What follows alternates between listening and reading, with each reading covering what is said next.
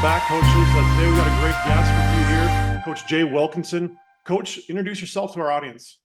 Yeah, so my name's Jay Wilkinson. I'm currently the offensive coordinator at Jenks High School. Just got here in March. It's my second time at Jenks. Just came over from Fayetteville, where I've spent 3 years as the quarterback coach and OC at Fayetteville, Arkansas. Now, Coach, when you describe your offensive approach, how would you describe your philosophy in kind of building an offense?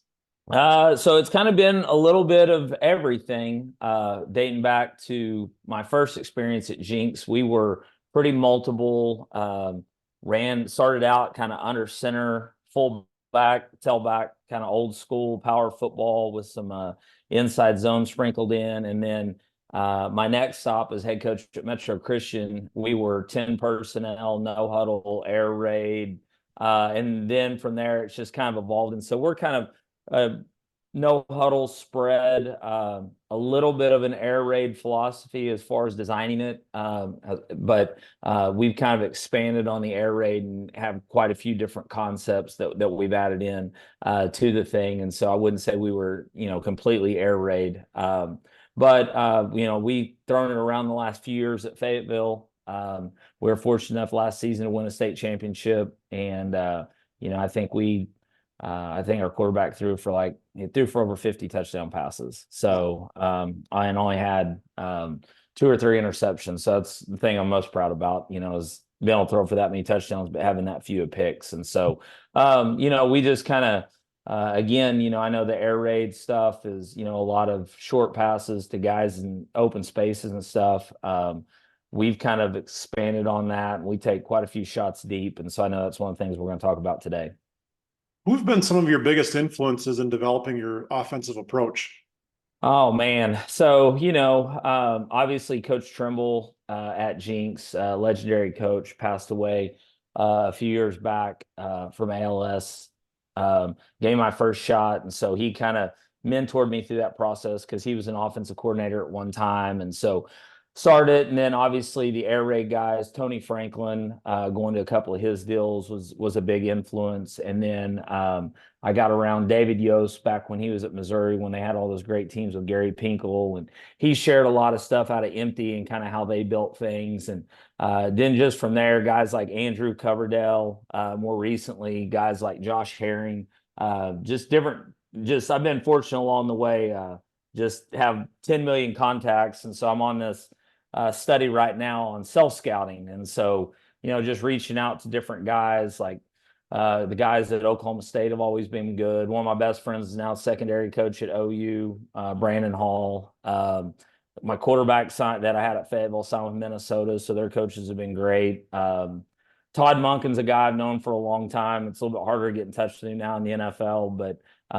with the Ravens. But just all those guys in general, I take a little bit from each one of them. I think the beautiful thing about football is when you do kind of have a network that big, you can get a lot of different information pretty quick, instead of you having to sit down and study something over a period of 6 months. A guy like Josh Herring can be studying something, and you give him a call one night in a 2-hour conversation, you get about 6 months of information, So just a bunch of different guys. I'm sure I'm leaving a bunch of guys out. I'm so old now. I've got kids that played for me that are now head coaches. So Andrew Rice, the head coach, I'm wearing a SWASU shirt today at Southwestern Oklahoma State University, a Division II coach. He's the head coach there. And so when he comes to town recruiting stuff, we have conversations about different things that he's picked up. And it's just it's a great thing about this sport, is being able to touch base with that many different people and have a network of guys that you can learn from, and hopefully share a little bit of stuff that you've learned along the way as well.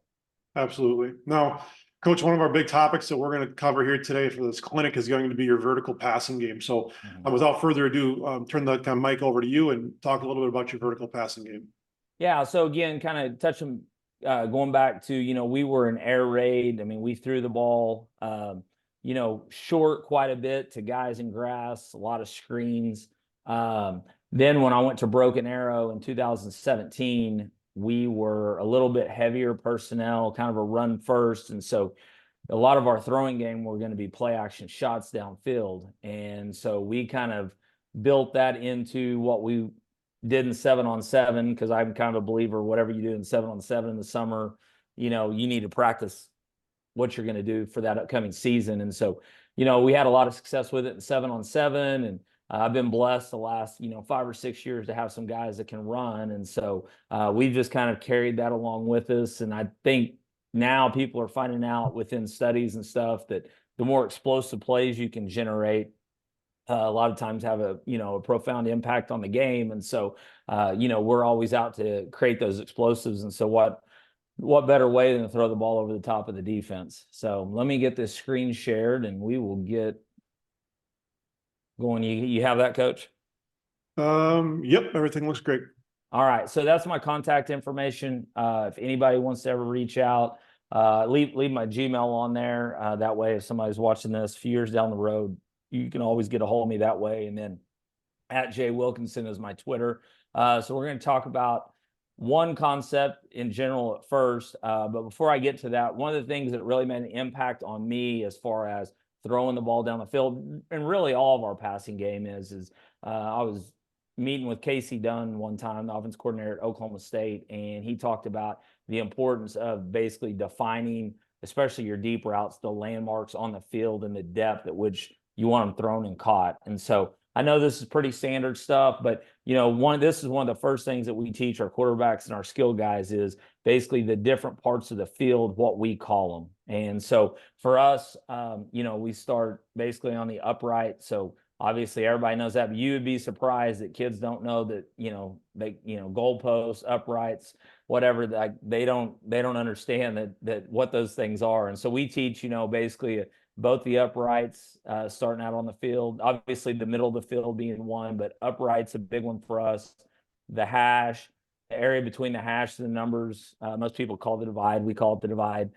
We call the area of the paint anywhere in the paint of the numbers on the field. So it can be basically the bottom of the paint to the top paint. But if you're, and we'll talk about this here in a second, but we want your foot to hit in the paint, or we want the ball to land in the paint. And then a lot of people call it the red line.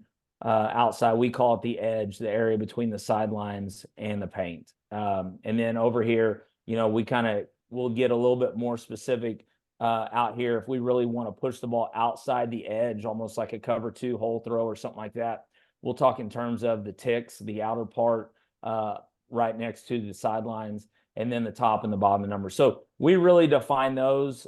We go into a little bit more detail in the field with our quarterbacks and wide receivers and spacing. But I think that kind of makes our coaching points a little bit more efficient. So when we talk about a post breaking with your foot in the paint at 10 yards and aiming for the near hash at 35, it's a little bit more descriptive than what we generally said when we said, hey, go out and run a post at 10 yards.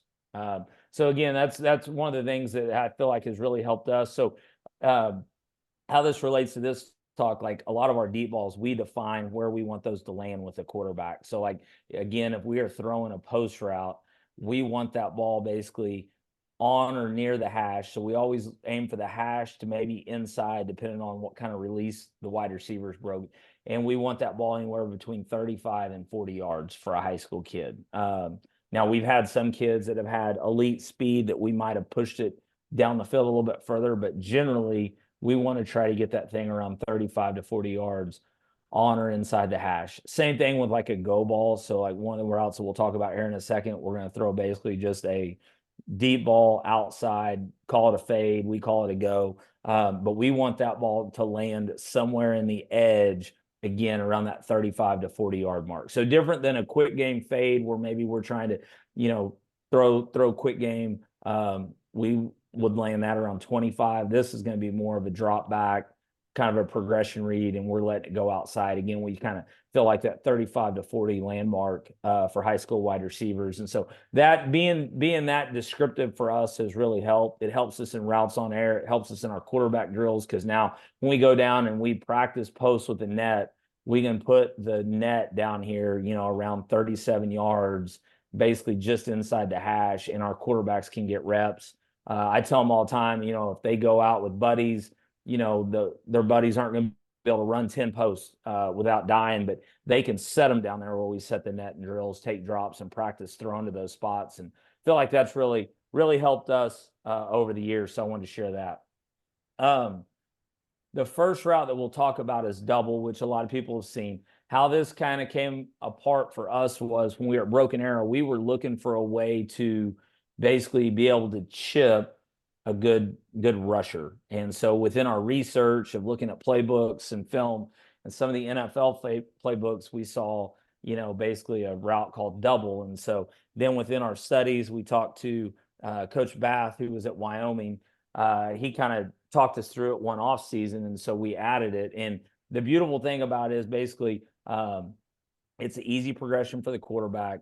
Both your back and tight end can be chip out guys, and then basically you can tag on the outside of multiple routes, and it really doesn't change your quarterback's decision. So to get into double, the first thing I want to talk about is the middle read part, because that's kind of where it starts. So basically, this is an 11 personnel play for us. We've adapted it to 12, but I think it's a lot better out of 11. So we're always going to have our inside receiver is going to run our middle read, and he's kind of the first read. And so basically the middle read is he's going to best release off basically the alley player vertical. All right. And then he's going to read the coverage of the safeties. If he gets one safety, he's basically automatically bending underneath that safety at 10 yards. And a lot of our digs or bends, we draw up with a negative angle. We tell them we want them to be quarterback friendly. That way, if the safety were to drive that route, the middle safety, basically it takes the hit off him and it protects the football from the DB. And so anytime we run a bend or anything like that, we don't ever want an angle where it takes basically gives the DB an angle to break on the ball. We always want to take that angle away from him. So we basically tell the receiver we want him to be quarterback friendly and keep that angle down.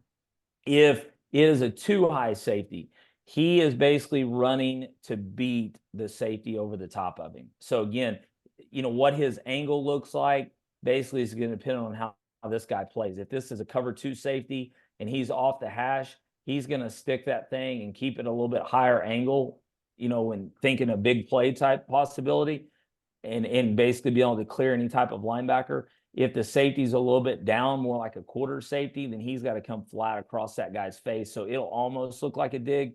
Again, on that one, we're not too worried about him keeping a little bit of a higher angle right there, just because a quarter safety we feel like it's going to be a little bit further back behind. All right. But he's trying to run to win on a half-field safety, whatever that looks like, his angle. And we give him, again, that flexibility. I tell those guys all the time, if you want the ball, you've got to win. You got to keep that at an angle to give you the most success.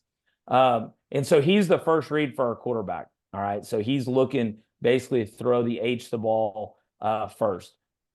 Then what we do on the outside is we call the route. So we would actually say double go or double. We wouldn't run post, but maybe double hinge is another one that we'll talk about.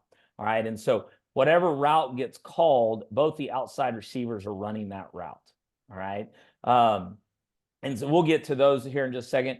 The tight end is always going to be a chip on the widest rusher, and then he's hot. So he's not in the protection. He's going to chip the widest guy, and then he's out.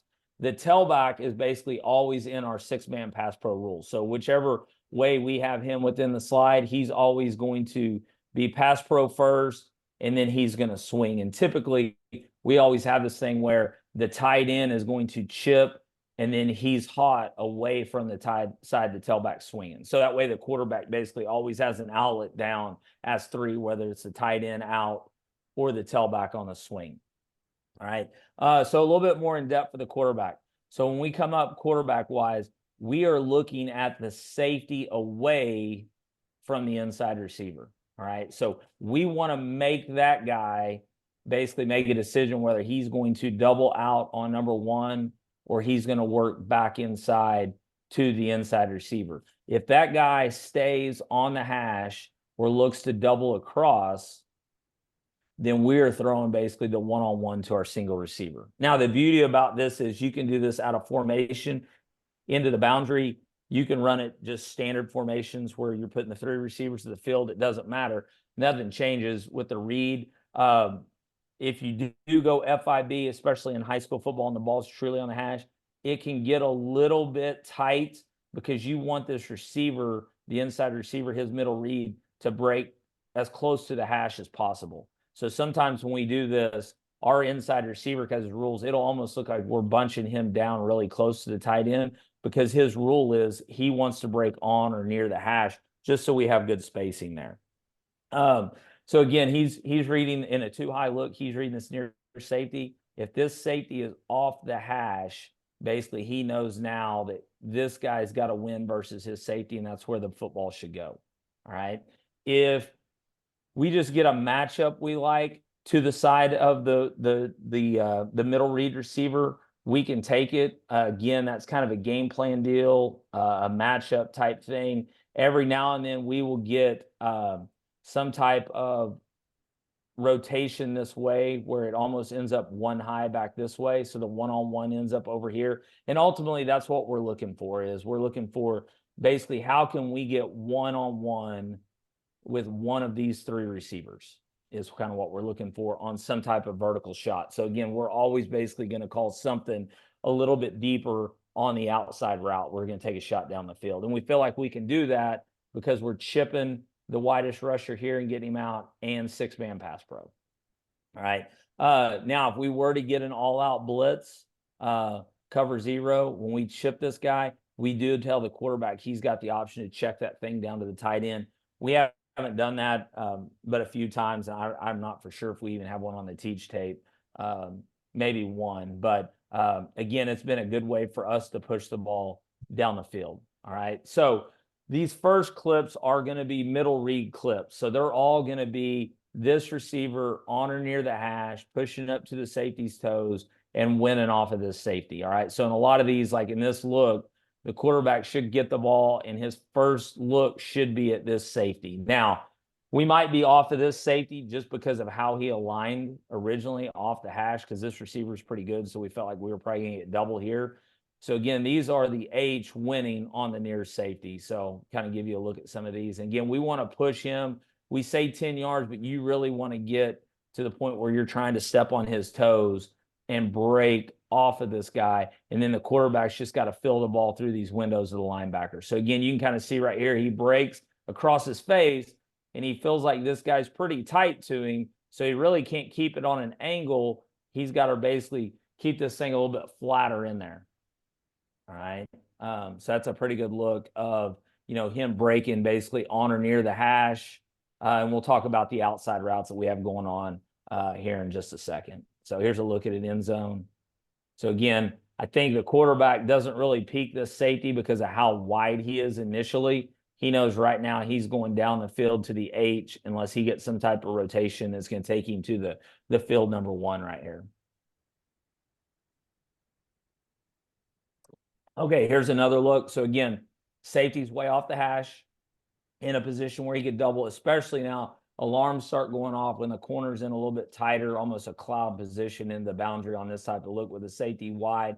And him right here, we're either thinking we're getting some type of corner blitz or something kind of cloud look. So we're just should just verify where this guy's at. All right. And then we're looking to the one-on-one of these two guys. So he just kind of takes a peek right here at the safety. He's outside the hash. So right now iFix is going to go right here. He knows it's not rotation. This guy has to win right here. And again, we kind of hold him up in there. Not the greatest ball in the world. You can see how it kind of works out. We get 2 over 1 here. That's where we want to go. If that guy were to really rotate, then we could play field number 1.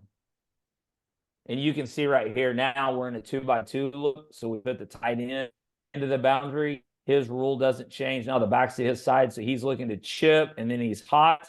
I think he thought this guy might be in a position to come, so he was going to chip him and then go hot. So we really didn't even get a chip right here. And then you can see the backs in 6-man pass pro. Nothing comes. He's going to swing, and so the picture's the same. We get 2 deep routes outside, middle work in the area between the hash.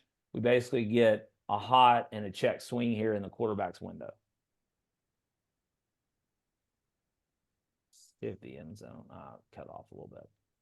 All right, again, another look, same formation. So now you can see we give our outside receivers, depending on their route, flexibility. So we talk in terms of you want to maximize your grass. All right, so we play around with our splits a lot in the run game, not to give these things away. All right, so right here, I'm assuming we probably have an outbreaking route. Again, we'll talk about the outside receivers here in just a second. This is kind of basically focused on the middle route, but I just wanted you to see that like we didn't tag anything for the wideouts here. Again, the H knows when he's run the middle read, he's on or near the hash. And so again, these guys look like they're almost in a stacked bunch alignment. They just did that because the outside receivers are trying to create grass. They probably have some type of outbreaking route.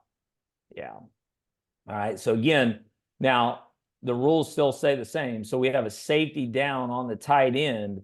So we're going to peek this guy to see if we're getting one-on-one. If he's any type of position where he's going to double, now we come back to the top, try to find the one-on-one, whether it's the middle read or the outside player. So you can see the quarterback peaks real fast. This guy's in a down alignment outside the hash, like he's going to play a bottom look on this, and this guy's going to play a top look. So now we're coming here to see if we can win. Again, now our receiver, you can kind of see, I wish he would kind of get a little bit more vertical off this guy. This guy's kind of staying in a gray area, but I wish he would go a little bit more vertical. But now he's running to win. The safety's high, so he's going to keep his angle a little bit higher through there. All right, because he knows he's got all that grass and it turns into a bigger play for us. All right, a couple more of these middle routes. All right, so here's one. This is kind of our first year doing it at Fayetteville. I don't like him kind of putting the move. We just want to run and go. He kind of stems this guy. All right, but again, you can kind of see right here, he's running his angle to win. He could have been a little bit flatter if he wanted it. All right, but right here, he gets pretty good separation because of the stick.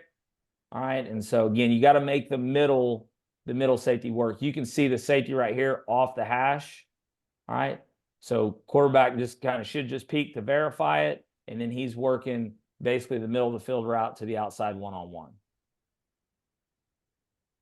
Get to, okay, so that's the middle of the field read. And again, our tight end kind of becomes our hot versus zero. And then the back 6-man protection out. So now what we're going to do is we're going to talk through all the different things that we do on the outside. Okay, so this first one is going to be double bomb. So again, double talks to the 3 guys in the middle, our inside receiver, our tight end, and our tailback. It tells the tailback he's in 6-man chip protection swing.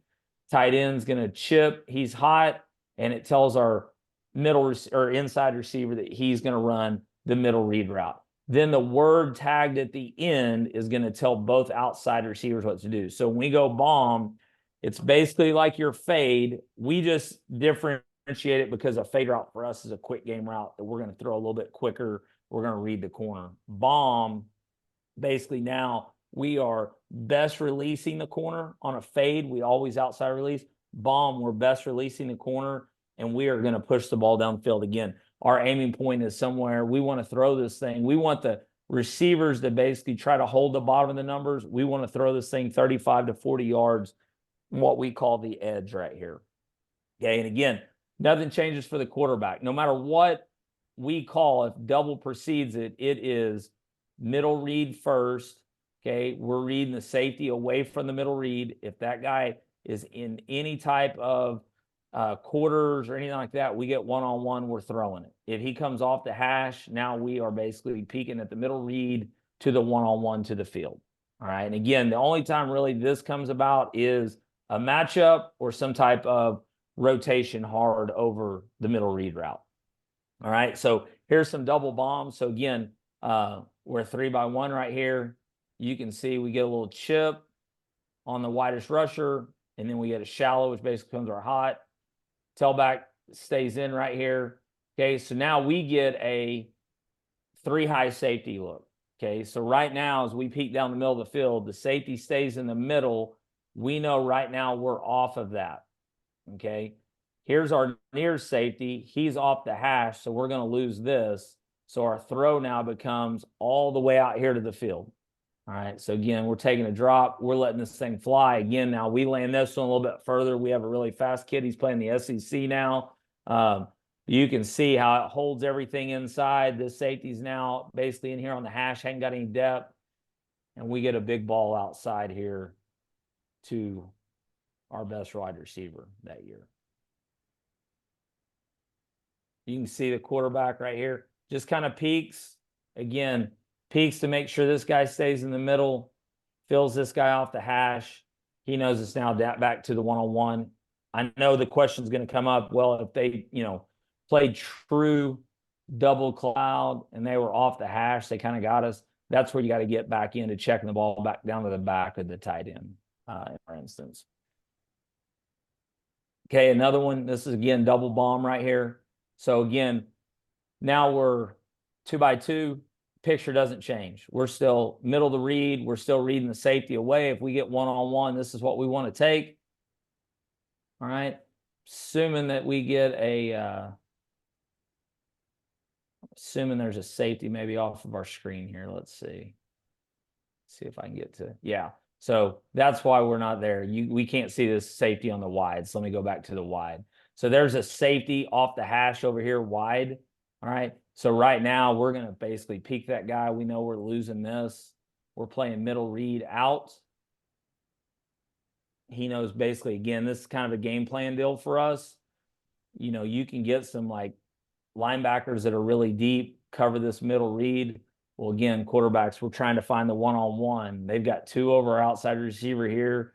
They're really playing high, and the linebacker's carrying this guy. We got a chance to win. Let's let that thing go. And there you can kind of see the ball being caught out here. That's a soccer line, but that's close to the edge is where we want it. All right, now we don't throw this thing quite as far as what we probably need to, but you can see the landmark of the edge where that ball's thrown. Okay, here's another one. Again, so you can see getting some form of 3 cloud or Tampa. This is actually a safety, another 3 safety team right here. So he's back in the middle. All right, they get a double out here, so the ball should go out here to number 1. And again, we best release this thing. All right, you can see he fights to get back outside because, again, we're telling those guys their landmark. We want them basically bottom of the numbers, and we want this ball thrown out here in the edge. So he inside releases, which is fine, but now you've got to understand where we're trying to throw this thing. We don't want to basically let a cloud corner push us back into the safety because now the middle read's taking these 2 guys out. The bomb over here is taking these 2 guys out. Here's our one-on-one, but we still want to throw this thing back outside. So you can see we get it just outside the numbers. All right, and we have a little bit of a rule, common sense-wise, with our quarterbacks, like, hey, on a post or a go, if you get inside release and that guy really gets shoved inside there pretty good, I mean, we can't bring him all the way back out to the edge. We just want to try to get the ball back outside the numbers so that it takes the safeties and those types of guys out of the picture. Probably could have thrown that ball out there a little bit further. All right, kind of a good look at the tight end. We kind of got to the point where we got our tight ends a little bit more solid than even a chip, especially like if it's an outside linebacker. We want to take some heat off of this thing because you can see like right here, our tackle's looking outside, expecting him to release, and the tackle's going to come off on this. All right, the tight end, this is his kind of first year playing for us. Right here, you can see he forgets, and he's like, oh, crap, I got to run the shallow route right there. So, but we tell those guys, the tailbacks and the running backs on double, if you're ever in doubt, just stay in and protect for the quarterback. All right. We want to push the ball down the field. That's our whole thought on this play. And so we don't want those guys fast getting out and the quarterback end up on his back.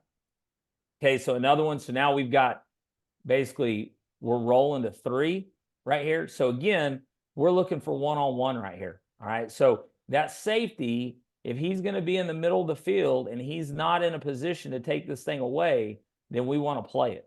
If he were to be, a 1 safety that was cheating back over here to take this thing away, then we go back to maybe more of our middle read and our field 1. But with him being in the middle, especially if we'll hold him with our eyes, okay, we still have room to put this ball, especially when we're throwing it. There's a good picture of outside the numbers in the edge. Receiver does a good job right here of having a split. Wish he'd lean that guy back in. He tries to kind of get back into the paint, but the quarterback does a good job as far as location where he wants that ball to go. And again, you can kind of see, I mean, we've been able to, just on the bomb, we've hit some big plays. All right. So now if we get people that are going to play us really soft, now we'll just call double hinge. So we want this thing to look like bomb. And now we're going to hinge this thing out at 14. We don't really run true old school comebacks. Kind of goes back to just a deal for us, I feel like quarterback wise, I feel like, you know, if you're going to practice comebacks and that's going to be a big part of your offense, I think they can get really good at it. We don't do enough of them to really practice it a whole bunch. So to me, any route that turns inside and works back out, the quarterback's going to have a little bit better feel for the angle and where he wants that ball to track, as opposed to one that his back's to him and then just breaks out. Because I think you get a better feel for, as that receiver turns back inside, kind of what his angle is going to be. And again, that's my opinion. Again, that's how we do it. I'm sure there's guys out there that throw comebacks and they think how we do it's kind of dumb, but it just kind of how it works for us. But again, the great thing about it is we say double, these three guys stay the same. The quarterback's rules stay the same. So you can put any route you want out here on this thing. And again, when you go to scout, it looks like you've got, 56 concepts, depending on what you have called out here. But for these guys, it's the same. Quarterback reads it's the same. And basically all you're doing is giving these guys a route tree on the outside. All right. So here's some hinges. Again, everything else stays the same. So again, now, all right, our receiver at the top might be a little deep right here. Okay, I think he's just trying to run the corner off. Now we don't worry really about if we get safety over the top, as long as the corner is high. Now, if the corner was low right here and we got a cloud look, then obviously this route's dead. They were kind of trying to double but play with a softer corner, probably trying to take away bomb, the route we talked about the previous time. So now we're going to put on the brakes, come back down. All right. But, he wouldn't have been wrong here if he would have came to the sidelines and told me, hey, coach, safety was off the hash. I felt like that was going to be cloud, and I took the middle read route because we got that guy open too right in there. If that guy will flatten it out, we got to throw there as well. All right. But just wanted to show you guys kind of some hinge routes. See, I'm kind of a big believer in going back and seeing kind of where the quarterback, so see if he peeks at all. Looks like maybe he kind of glanced to the middle read just to see. All right. But I'm a big believer in the end zone film, basically being able to kind of tell me where the quarterback's eyes go. So here's another one. We're going to hinge out. Now this is a field hinge. So we get, again, a low flat player wide. So we get this look right here. Safety's doubling right here. So we know we've got one-on-one out here to the field. All right. He pushed the ball to the field hinge. And again, just the more and more we play, these guys were a 4-3 team. So I know the picture's a little bit different looking, but this is the outside linebacker in corner. So he feels like he's not going to get this. This safety's pushing back across either to poach, or once the tight end blocks to poach back on the H right here. So it ends up being field one out there, which is a long throw, but that's where the ball has to go in this route. All right, here's another hinge. Oh, I'm sorry, skipped one. Okay, so then if you're going to run hinge, now we're going to run stutter. So same route.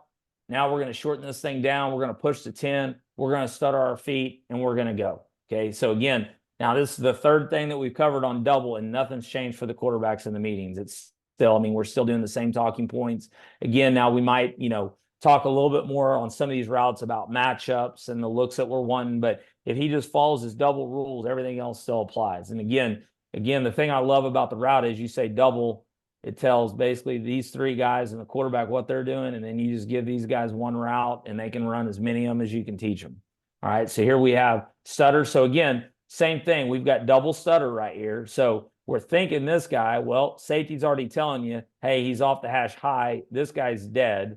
So now I'm looking, am I really, for this one on stutter, we're thinking, hey, are we getting one-on-one? Because again, we're trying to push the ball down the field. All right. So if we're getting one-on-one out here, let's take it. If we feel like this safety's going to cloud out, we've got this middle read route runner that should be able to win back inside. So you can see he kind of stutters his feet.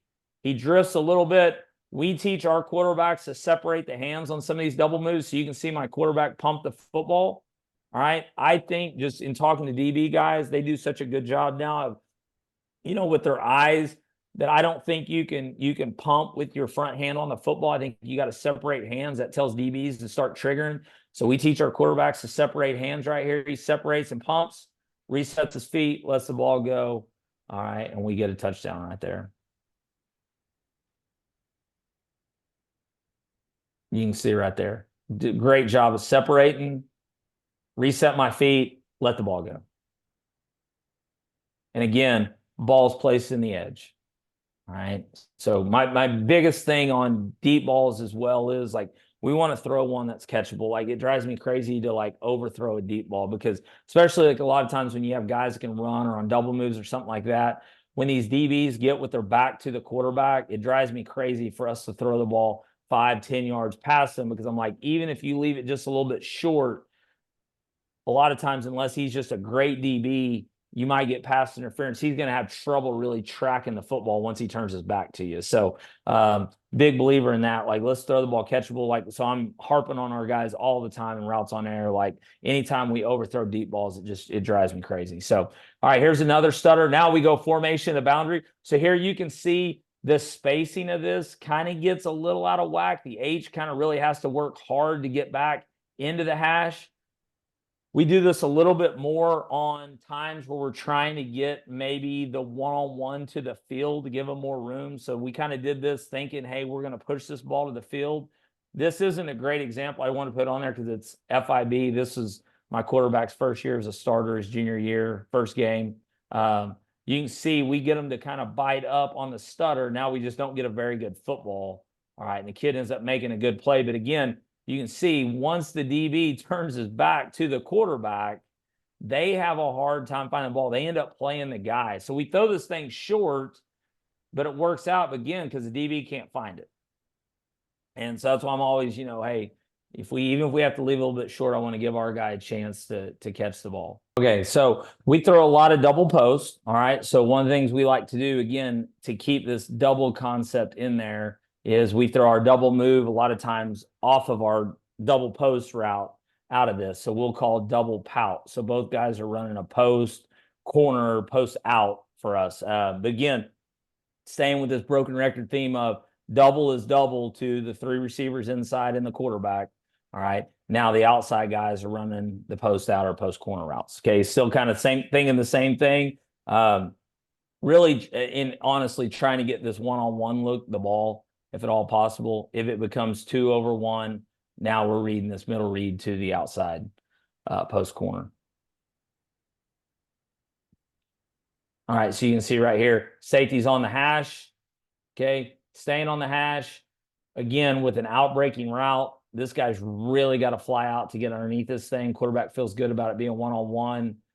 Receiver does a good job. Again, this is one of the things that we talk about, like even on our post outs, is like, listen, you've got to be quarterback friendly. So when you come out of this thing, you can't go behind the DB, at least him know where to throw the football. So you've got to basically cross this corner's face. If he's down there tight, just like we talked about your angle on the middle read, your angle is going to have to be flat back out of this like we would be on an out route. So kid does a good job. Again, and it's a different route, but kind of the same premise here is have a negative angle to take that angle, DB's angle away from him. So we kind of kept this thing at a higher angle to sideline. There's a good chance this DB's going to come under this ball and pick it off. Whereas we take his angle away from him. We have a quarterback friendly angle right here. The DB really doesn't have a play on the football. He would just have a play on the man. All right. So again, post out has been a good one for us. Again, what we try to tell these guys, and it's not great right here, we want to look like our post. So when we break, we want to give the quarterback our eyes. Again, just listen to DB coaches all the time. A lot of times these DBs start getting a feel for when the ball is going to be thrown when the receiver looks. If the receiver doesn't look, then they're still going to play the guy because the receiver's not going to if he's once he's in a position where he's going to receive the ball, he's going to look for the football. So like if he's running a post, when he comes out of his break, when he looks, that's when the DB knows to break on the ball. Same thing right here on a double move. We want it to look like, the post is coming. So he should show his eyes and then back outside. So hopefully we'll get a little bit better one on the next one. There we go. So down here at the bottom. So again, safety's inside the hash. Nobody in position to one-on-one this thing. You can see now when he breaks, his eyes are back at the quarterback. All right. You can see right here the DB he is breaking to basically be at the intersect point of this post.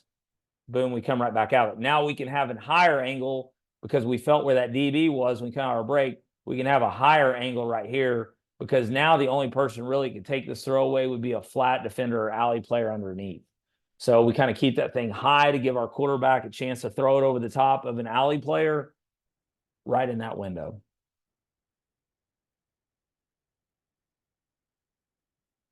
Here it is in the field. So again, now this truly looks like our double post now. Now it's just he's running the middle of the read route.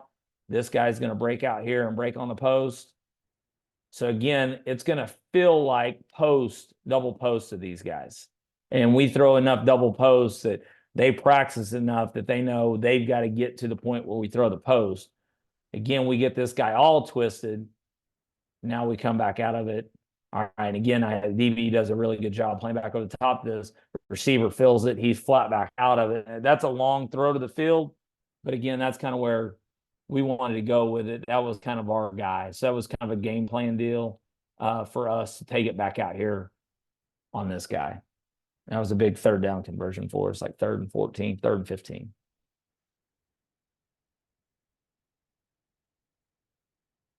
There it is at the top. So again, you can see it's one-on-one.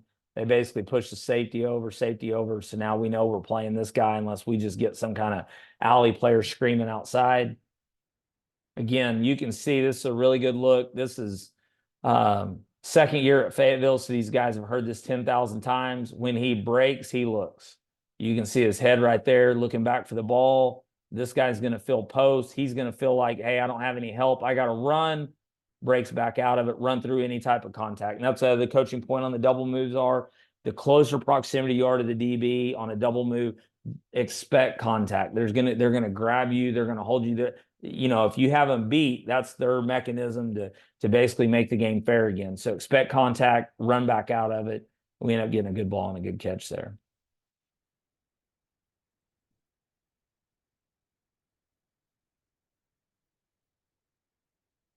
All right, another one down here at the bottom. We kind of lose it right here.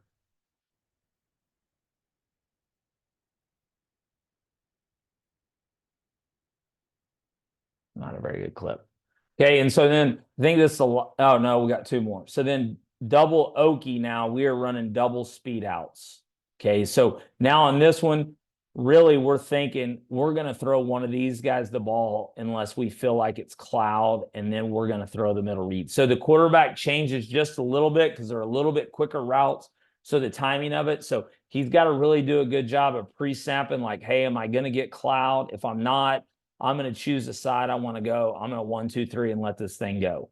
All right. But the beauty of having the double tag on this for us is if you do feel like it's cloud, you can kind of peek that. And if it is cloud, like cover 2 type stuff, then you can work this middle read back in here late. So again, it doesn't really change a whole bunch of the thinking for the quarterback or his progression. We'll just kind of maybe read this thing a little bit more outside in. So like you can see right here, are we going to get cloud? Probably not, based on where the safety is and the corner's depth. The linebacker, the alley is inside. We should have a pretty clear view, so we want to go 1, 2, 3 and get this ball out. 1, 2, 3, ball. We might still be a little late with it. Could have got it out a little bit sooner. All right, but you can see everybody else, same rules. Double out, middle read. He's got the chip. Hot. And then tight end's probably wrong right here. He should chip the widest rusher, which would be the blitzer. He should take this edge off for the tailback. You can see a good look here of the tailback 6-man pass pro in and up on the field rush right there.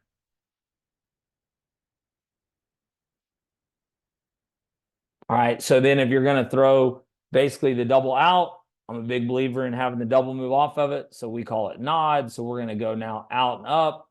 Same thing right here, just a little bit different. If you throw a bunch of double hinge, run double stutter. If you run a bunch of double out, run double nod. So again, just kind of giving that picture of, what they've seen the most in practice that week, throwing the double moves off of it. So here we've got double nod.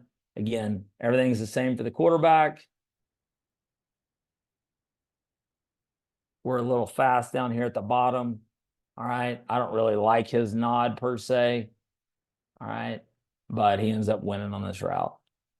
See if I got a better view of it. Maybe I have to, hopefully we get this from the end zone.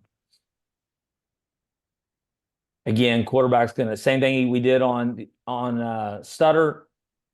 Split your hands, pump the ball, reset your feet, let the ball go. You can see how wide open he is right here. Nobody around him. All right. This guy took the cheese on the outs. Safety got held up on the middle read route. Again, ball placement. We want the ball thrown in the edge. We don't really want to throw it more outside the edge because that's when quarterbacks miss and throw the ball out of bounds. There you go. All right. Again, maybe a little quick. We want to try to give the quarterback our eyes the best as possible. All right. He feels the DB jump it. He lets it go. All right. Big play for us. All right. One more time. We try to give him his eyes. He does a good job at least of getting his head turned. Again, this year we had thrown a bunch of speed cut outs. So again, the DBs have probably been driving this. Quarterback does a good job. Split hands. Receiver eyes. These guys all start filling this, jumping the route, and then we let it go.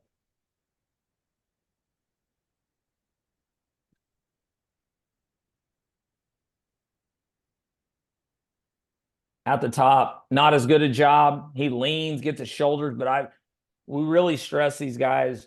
Turn your head, give your quarterback the eyes. I kind of feel like it flattens it out and it causes them to not be so fast back out of the route. All right, so this one doesn't time up great.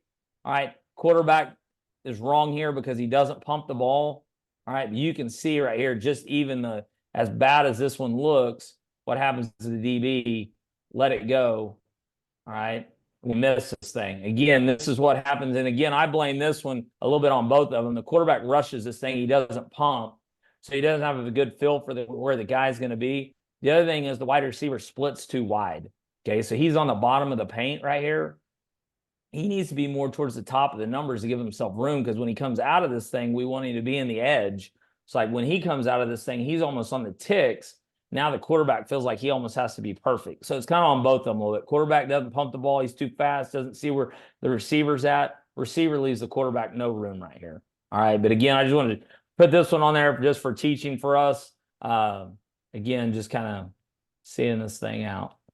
This is a little bit different look for us. So this is a 12 personnel. So in 12 personnel, we lose our middle read. So we don't do this as much because I feel like you need that guy in there if you're getting some type of cover 2 type look. But what we did is we double chipped this thing out of 12 and made it look more like mesh. So yeah, it doesn't look like mesh because they're out at different times depending on how they chip, but they basically use their same rules. So he's shallow hot this way, he's shallow hot that way.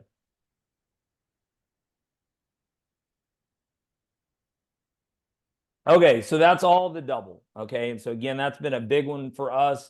If you're a team that you want to throw the ball deep and you don't want to spend a lot of time with a bunch of different routes, that's an easy way for you to basically, again, you can call double whatever route you have on the outside and get a bunch of different shots in and keep the picture the same for the quarterback and the wide receivers. All right, this is kind of our day one deep ball, double teaching, double post.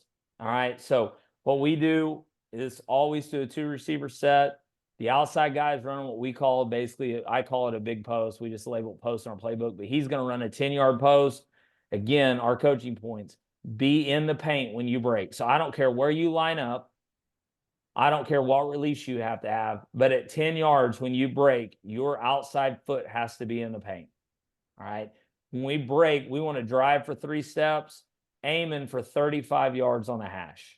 All right, so when we step, don't look for the ball. Get your angle to where you're aiming for 35 yards on the hash. All right, after 3 steps, look for the football. All right, and know that the ball should be thrown on or inside the hash. Now, one little caveat we have, if we get an inside corner and we have to really hard outside release this deal, so it ends up pushing us outside the paint, then we aim for 35 yards in the divide. All right, we just, again, that's a coaching point that I got from Coach Dunn at OSU. If you have to outside release a corner, okay, we're not going to fight this thing inside to get off our landmark, if we have to outside release this thing, then our aiming point becomes 35 yards on the divide. Inside post, basically you are running an 8-yard bang post. So like we're throwing that ball out of your break. Okay, right out of your break now, you're looking for the football. You're aiming for 35 yards on the opposite hash. So we should end up with, and if we didn't throw a football, this receiver should cross the near hash at 35 yards. The inside receiver should cross the far hash at 35 yards. Quarterback, we always want to throw this basically versus a 2-high look. There are times we'll throw it versus a 1-high look, but you got to make sure the safety is basically either high enough that you can bang the ball underneath him or low enough that the ball can go over the top. If he's anywhere in between, then we're always going to tag a concept on the other side that we like versus 1-high. All right. But we come out versus 2-high, we're going to read this safety. The question we have to ask ourselves is, can he play the big post? If he's deep or wide enough to play the big post, then we've got to go 1, 2, 3 and put the ball on the bang post. So we drive that thing in there. We talk about throwing a 2-ball through the window, the first window out of his break. All right, so it's a 2-ball in there. It can't have any air under it. It should look like a deeper version of a slant.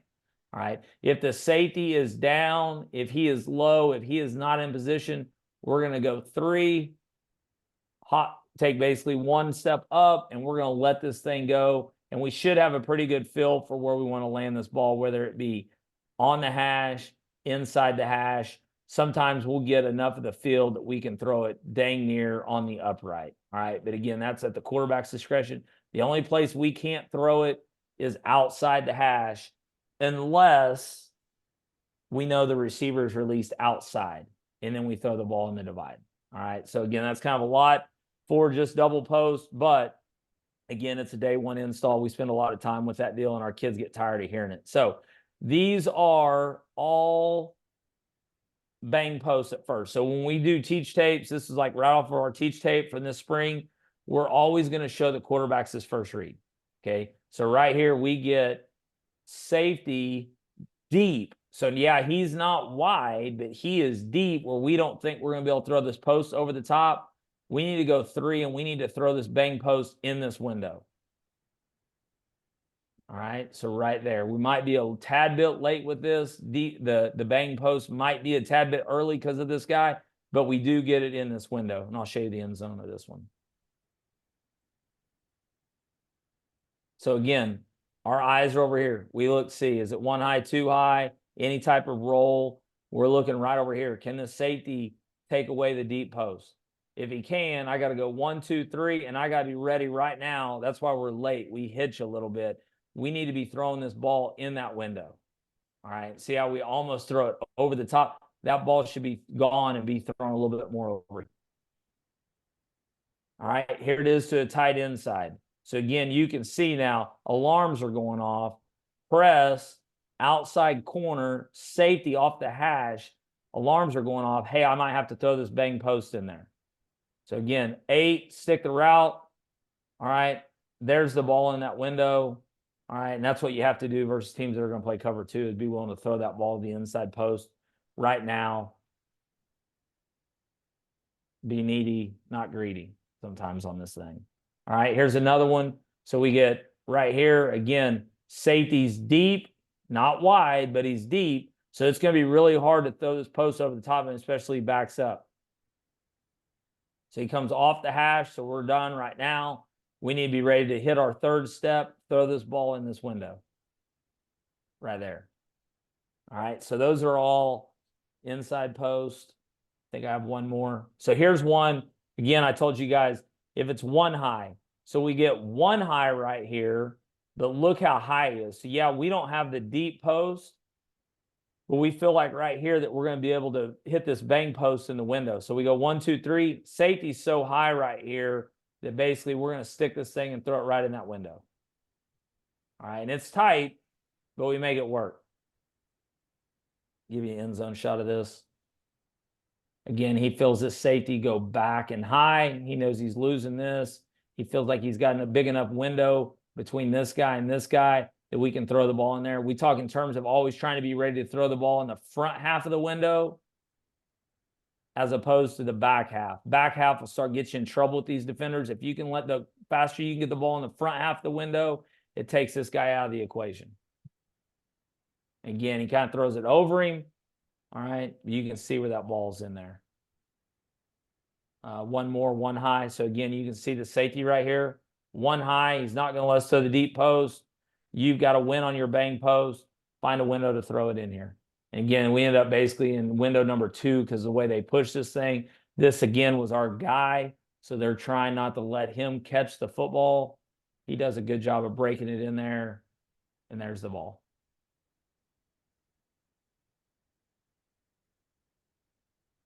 Again, you can see, I mean, that window's big. Does a nice job of putting that thing in there. Again, we don't like it versus one high. We won't let our young guys throw it versus one high. Our older kids that have been in a little bit longer, we talk to them about it. All right, here's one more. Again, kind of the same look. Safeties, I mean, you can see right here. I mean, he's 5, 10, 15, 20 yards and over the top. We know we're not going to get that. Kid has a pretty good feel. This is state championship game 3 years ago. Has a pretty good feel. This receiver's pretty good. He knows he's going to win. Boom, he sticks the ball in there tight off the window. But that's how you have to throw it. So that's why we have on the teach tape, let these younger quarterbacks know, like if you're throwing that bang post, we are driving that ball in there. There's not that much air. I mean, that's a 2 ball for us. You are driving that thing into the window. All right, so now we go to the outside post. Okay, so again, we're looking out here. We get a little bit of rotation, but now can this guy take away the big post? All right, we don't feel like he can. So we're going to go 1, 2, 3, step up once. We're letting the ball go. Again, we want this ball caught just inside the hash. This one's a little bit further than 35. Again, just because of the kid that we have running this route, we pushed his route a little bit further down the field. All right, but again, you can kind of see the ball placement right here where we want the ball just inside the hash. All right. That's pretty good timing of the route right there. All right, here we go down here at the bottom. So again, we're looking out here. Okay, we're finding safeties. Okay, so we basically talk about safety, overhang, and corner on everything. We call it sock. All right, so we're socking this thing out right here. All right, we're looking, do we have a chance at the deep post? Well, on this case, probably absolutely. This safety is a little wide, but let's watch him when he comes out. So his eyes are kind of filling out number 2 right here. All right, so we're looking at this guy the whole way. He's really not taking away this deep post. He hasn't really opened. He hasn't really backpedaled fast. He's trying to play basically over the top of number 2. So you can see right there, he's flat-footed. We hit our last drop. We should step up. We should let this thing fly. Now, the ball's not very good right here. Okay, we're a little wide in our break. Not very good right here. All right. But I think this one's on here because the ball snapped on the 15. So 15 plus 35, ball should land around the 50, about right there. Okay, so that's what we would practice. I don't really like it. Again, you can kind of see the wide receivers thinking hash. The ball ends up out here, so it's a little bit, I mean, luckily he's able to adjust to it. If we would put this thing 50 right about on the hash, it would make it a little bit easier to him. All right. But again, now this quarterback's 3rd year in this offense, 2nd year as a starter. I think he probably also had a feel for where this receiver broke at. Out here as he's looking, he knows he's a little bit wider because it's usually we throw this to the field. This is a boundary call, so everything kind of got pushed out a little bit. All right, so not to make excuses for him why the ball was out there, but you can kind of see the distance. And like I said, this is kind of what we aim for, is about 35 yards down the field, hits him right about in stride.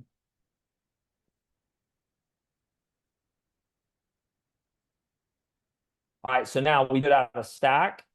So when we do it out of stack, everything stays the same. All right, so what we want is on stack, we want our inside guys to slightly release inside or outside guys to spray a little bit outside, but our landmarks stay the same. Now, how we get there might change, but we still want the outside guy, who's the back guy, breaking at 10 yards in the paint, aiming for 35 yards hash. We still want this guy trying to get to 8 and trying to break to 35 yards on the opposite hash. So you can see right here, just again, a little bit different presentation.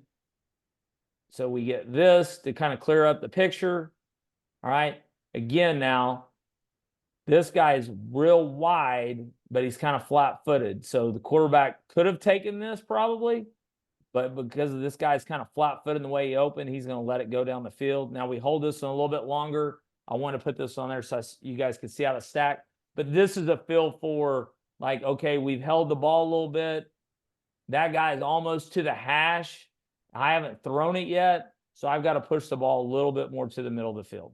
And again, we put some type of one high beater typically away from it where nothing works back inside. So we want to draw everything out towards the numbers.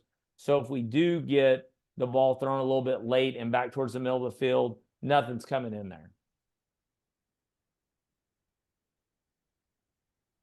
All right. Let's see. So here we go, the bottom. Again, so we get corner high, but he's not in our thinking. Our thinking is this safety. This safety's down low. He kind of is flat-footed. He's not really coming out of there. So we're going to go 3 + 1, get a feel for where this guy's going to be. Okay, so let's see where he's at. The ball's on the 50. He's pushing. He's a little long right here, but his foot breaks in the paint. He's aiming for the hash. We push it just a little bit inside the hash. And again, I mean, we keep it away from this backside safety.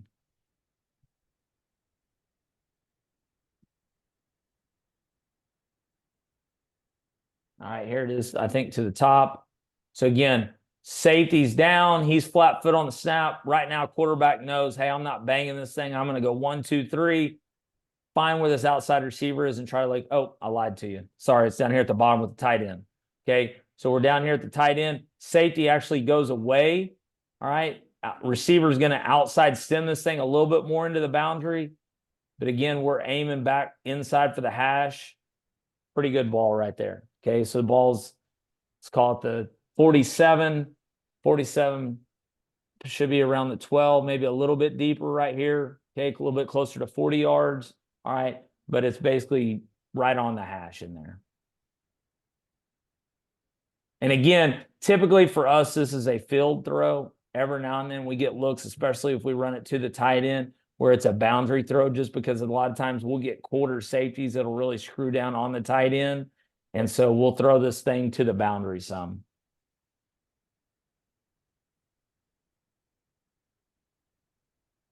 Okay, here's an outside release. Okay, so right here, we're going to outside release this thing. All right, so again, if we were to really try to go inside release this thing, it's going to mess our landmarks all up. All right, so we outside release this thing, win over the top, and now you're thinking more divide. See if I've got a little bit better wide right here. I don't, but we'll watch from the end zone. So you can see, oh, come on. Ball placement wise, the ball's outside the hash. See if I can see a little bit better on this one. All right, you can see the receiver now. He's thinking more divide. He's trying to keep that area open for the quarterback because he outside release. Quarterback's having to let the ball go. He's getting hit right here. So we got to know 35. That's why all the landmarks are important. And also understanding, hey, if this receiver, if I see him release outside, I might have to throw it just a little bit wider. All right, depending on where the DB's at. But you can see the ball kind of just outside the hash there, and the divide ball's caught. All right, here's another one out of stack. All right, so at the top, so we're going to go stack. So again, back guy will spray release, push to 10, break. Inside guy will inside release, push to 8, 35 yards opposite hash. We want it to look the same. Okay, again, this is part of the reason why we kind of like stacks. All right, we throw a lot of fast screens out here so we get some hard corners and then make these guys exchange all this stuff off. So the corner's down, thinking he's going to get fast screen, thinks he has safety help over the top. Safety buys up the inside post. Outside post is gone. And again, here's one other coaching point. If you feel your guy being wide open, all rules are off then. Play catch, throw the ball to him. It doesn't have to be like all our rules on post, because the last thing you want is a guy wide open and you throw this great post throw, and now in his mind, he knows he's open. He's got time to think about everything under the sun, and they end up dropping it. Take all the thinking out of it, lower the trajectory of it, put it to him just like you're playing catch, and let's go score a touchdown.